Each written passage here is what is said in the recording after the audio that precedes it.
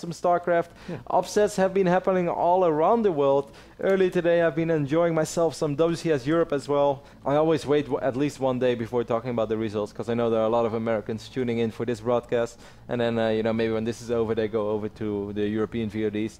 So I don't want to spoil results just yet, but it was another fun day at WCS Europe. And let's not forget, guys, later today there will be WCS Korea as well, where my favorite Zerg in the world live will play. So today, Kibbles, is just a pretty awesome day to be a StarCraft fan. I'm really pumped for that group. Curious, Roro, and SOS against Life. Wow, that's going to be exciting. And Life versus SOS is the first match. Like, okay, that's going to be super exciting. But we've got a very exciting match in front of us right now. Even more exciting, Kevin, because Top is currently up 1-0. I'll let you introduce him. Yep, of course, Zenith of Origin top is our blue Protoss, spawning on the left top side of Habitation Station. He's going up against Liquid's hero, that's red Protoss, spawning on the right top side of the map. And I'm a little confused already. Is this going to be a cannon rush? Would hero do that? Like, this might sound like a really stupid suggestion by me right now, and it will probably be. It's probably a stupid call. It's not going to be cannons. Oh, now I know what he wants to do. Alright, never mind, guys. I was like, something is off. Wanted to steal the Vespians, yeah. Yep, he wanted to steal both Vespian geysers, which is something that Sage has done in the past. Sage did it against Haas, and it's really good. Now, on most maps, this is not possible, because if a probe arrives in your base that early on, and it takes an assimilator, then any good Protoss will be like, hey, I'll take my other assimilator, so I at least have some gas. But on the Habitation Station is the only map where you can really surprise your opponent by bam, taking both gases immediately. So that's what Hero wanted to do. Again, Kibbles, I'm surprised. Why is Hero relying on these kind of like slightly gimmicky opening slash tactics? Yeah, I mean, playing in Hero's position, I really would have expected, you know, as we were talking about, that he'd play as safe as possible while still making sure, because against Top, you got to be careful. You know, this guy's got a lot of different tricks up his sleeve, so you make sure that he's not doing any of them. But here, Hero's just wrapped up his first gateway. He's going to throw down a second, and that Cybercore, but he is quite far behind on that build right now. Exactly. Cybercore is 40 seconds behind. He will be able to produce Stalkers 2 at a time. This does throw off all the early game timings though, because like something I was talking to you about before, sometimes some players like to take some map control with 1 or 2 Stalkers. They know exactly when the opponent's Stalkers spawn, whether it's a 1 gate or a 2 gate. This is a different opening. However, if everything just goes standard from this point in the game, this is a pretty solid opening for Top, because Top, sorry, slightly caught off guard there, but because Top has been mining with all of his probes all along, and sending one of your probes out that early in this phase in the game, that hurts your economy quite a bit. Or some people would even say it wrecks your economy. Yeah, I'm wondering exactly what the effects are going to be as we move later into the game. Top is going to move across the map now and get his scouting on, and he's going to be, I mean, pretty happy with what he sees. Hero actually hasn't bothered to make any units right now. Maybe trying to play a little catch-up. What's exactly, I mean, being in this position, what would be going through your mind right now, Roddy, is Hero certainly knows he's not in the best of positions here. Yeah, it's not the end of the world. It's hard for me to say, because I, in general, don't rely on openings like that. I don't really try to do it. It's a funky opening, and it's really fun when it works, because you're like, haha, you have no gas, and I'm going to have a lot of strong units, and I'm going to have Warp Gate way before you. This is excellent Mothership Core harass, by the way, by Top. Picks off 2 probes. Yeah. Further putting himself ahead economically. Man, this is... What do you do if you're a Hero? That's a good point. Mothership Core takes minimum damage. Alright, so Hero's going to get out with a probe.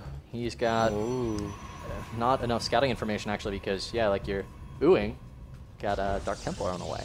Dark Shrine going down for Top. I was already a little bit surprised by this Twilight Council, because this is probably the worst map in the map pool currently. Oh my god.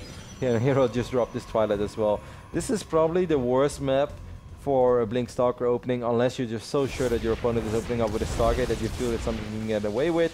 Time Warp going down as well, and the mineral line is going to further slow Hero's economy down. Top did not see this Twilight, but if he would see it, Kribbles, I can guarantee you, he's shaking in his boots right now. That's how excited he is, because he has a Dark Shrine halfway done. Hero's Mothership Core is going to... It's going to scout it. Ah, okay, that's really good news for Hero. And hits the recall, saves the Mothership Core, and now... Let's see what Hero does in order to react. Robo immediately goes down. Yeah, he's still gonna need the sentry. Okay, he has a sentry. He might try to have 2 force fields. Whoa, key scout there by Hero. Good job, man. That makes a difference between going down 0-2 or actually having a game on your hands. Yeah, you know, the advantage that Hero actually has right now, albeit, you know, he's got a lot of things that he's lacking on, such as the fact that Top just threw down a Nexus, but Top hasn't seen the Twilight Council. You know, he doesn't know the tech path that Hero has chosen here. And we've got a Robo, the 3 gateways. Yeah, it's still not that bad for top because these DTs will force Hero to stay defensively for a while. Will probably force the second sentry, and that is exactly what happened. Oh my god, ooh, so for a second I thought Hero was going to miss it. That would have been another big blunder. He still needs to buy roughly 25 seconds, but with these 2 additional force fields, Hero should be fine. However, this is still good for top. Like, top is expanding behind this. These DTs are keeping Hero on his side of the map. I like also how top only wiped in a single Dark Templar. He's like, you know, I'm not gonna overcommit. And here comes the Observer, by the way, for Hero.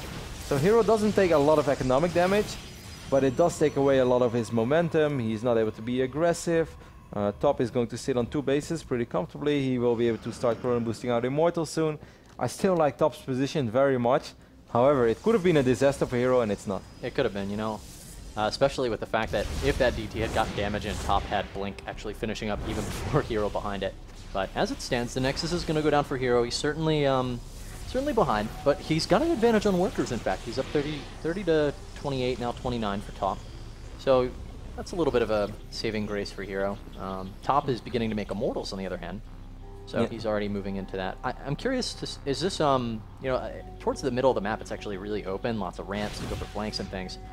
Do you think either of our players could go towards that Zealot, Archon, Immortal composition that we've been seeing a little more of lately? Yeah, absolutely. That's it's a strong, powerful style that at least is going to allow you to take a lot of map control.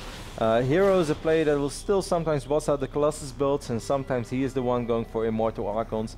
So you're more than right, but what is going to be extremely important is that, you know, Hero doesn't fall too far behind.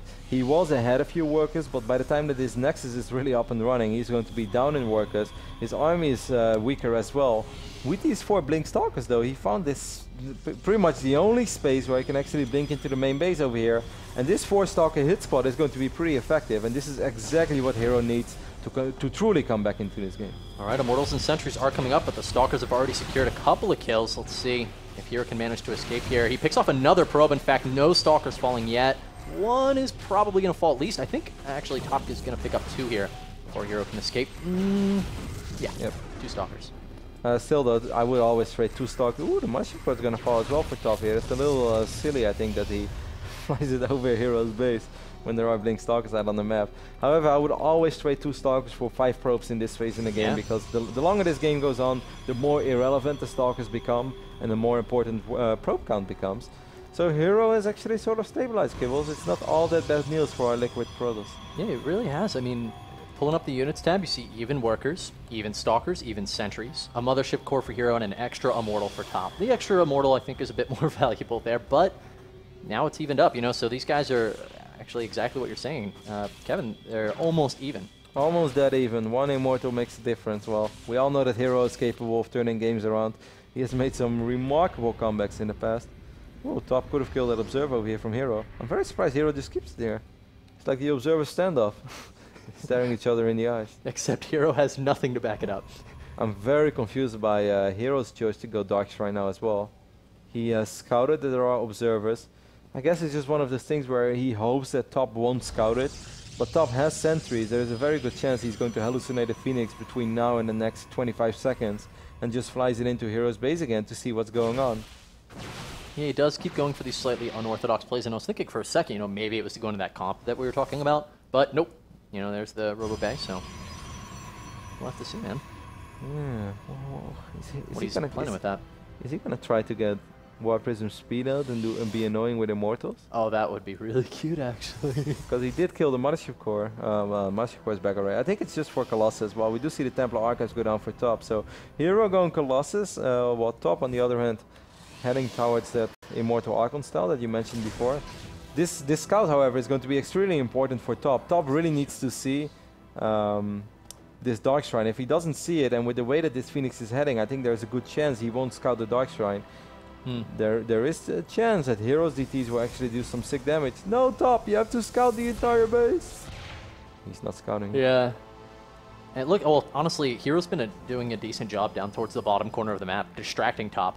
And this is actually the thing that Rain kind of did against Hero when he went for his Dark Templar was, hey, pay attention over here.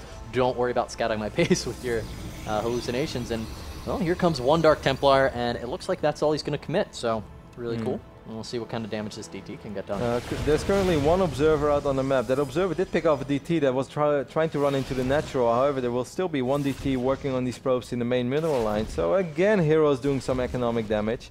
Right now he has killed a grand total of 11 workers in this game, which might not sound like that big of a deal, but 11 probes in a PvP, that's been pretty even.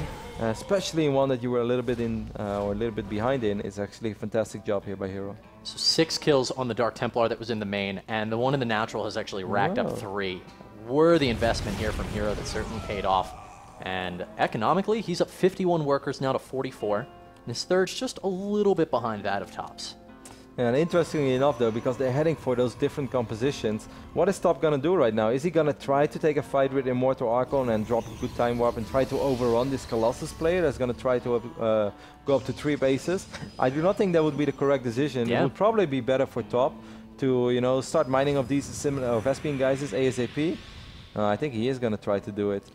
You know, the advantage to this composition is really you can come in from multiple angles with those charge lots, but Top may be thinking here he's only got 5 charge lots. That's kind of enough in these small army sizes to hit in the front, and all your zealots can still be at maximum effectiveness. You know, they don't get caught up on each other or anything. Oh, War Prism is taking a lot of damage, but the War Prism will not die, not live. That's actually very unfortunate for Hero, because if that warping continues, then Hero is going to do some serious work for a long time, even though he didn't have an observer nearby.